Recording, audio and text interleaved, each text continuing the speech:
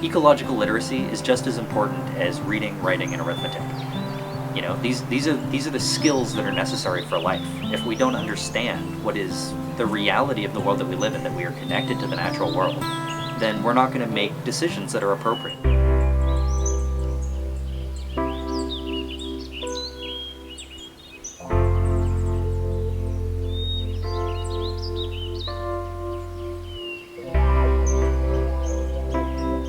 It's going really good. I'm doing very well.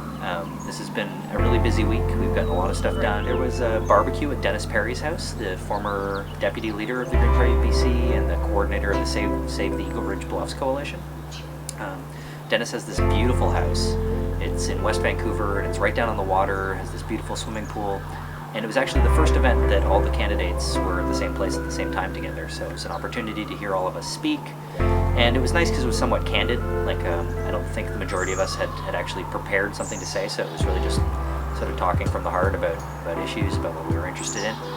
So that was an interesting event, and it was a good opportunity to meet a bunch of West Van Greens. I mean, you know, this could be the place where we create the solutions and we export them to China and we export them to the United States. We're perfectly located to be, you know, a turning point for the future of our planet right here in British Columbia. And I think this party's got the potential to really make these things happen.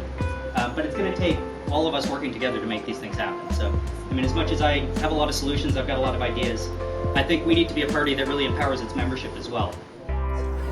You'll notice that this week has a nice sound to it.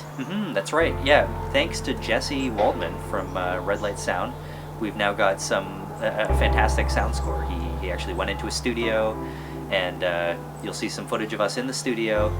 And Jesse, did an original sound score for us. This is Red Light Sound Studios, the HQ for the Green Party sound design team.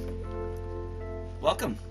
Like 2 or 3 minute recordings of this, of 2 different pieces, so you can play with them and have it be a little different every week, you know. Right. Have variations on it. So also thinking about something that.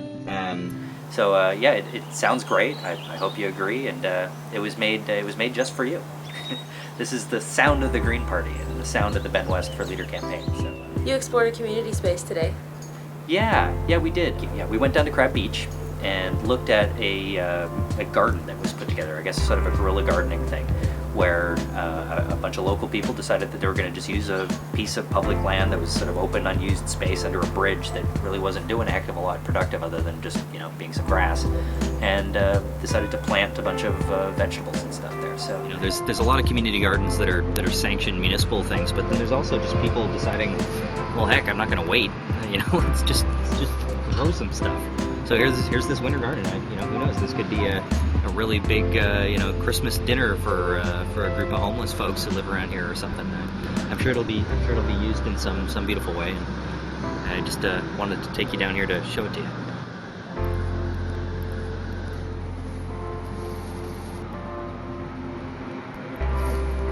And there's spaces like this all over BC, but slowly but surely we're eating away at provincial parkland. We're eating away at public spaces. Right. Yeah, we went and saw a presentation about the creation of a new national park. The beautiful thing about this idea of this new national park in the Okanagan and the Smoke Main is that this park is actually being created for reasons that are based on ecologically based management, right? Like, it's about protecting migratory routes, it's about protecting watersheds, and it's about creating public spaces that we can all share and enjoy for the future. Yeah, we've just come from a presentation about a proposed national park that would incorporate a number of existing provincial parks into it in the Smoke Main. This park would be important because it would protect a migratory route, a north-south migratory route, and would also protect some existing watersheds, and also would create land for some endangered species.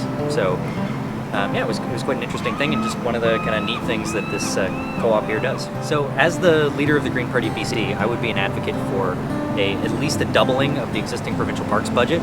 The funding to parks has been cut pretty drastically, and what has happened as a result of that is we've seen a drastic reduction in the number of rangers in the parks and a cut to the park interpretive services, as well as just some general degradation of the services that are available at parks.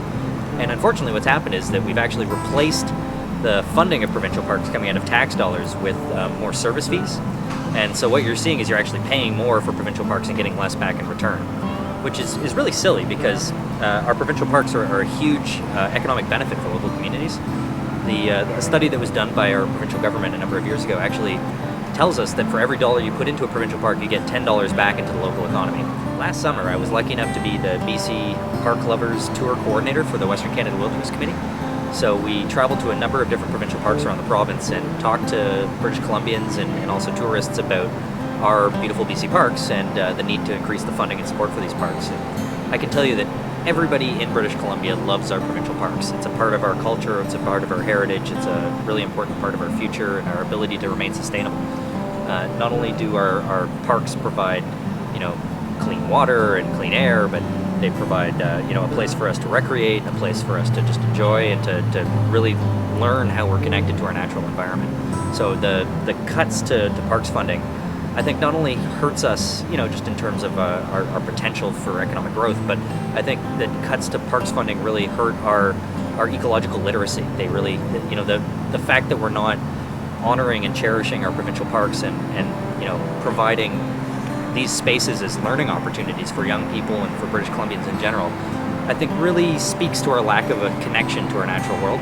So I think if for no other reason, funding for parks is really, really important because it shows that we care about these issues and it provides a place for us to begin to understand the relationship that we've got with our natural surroundings.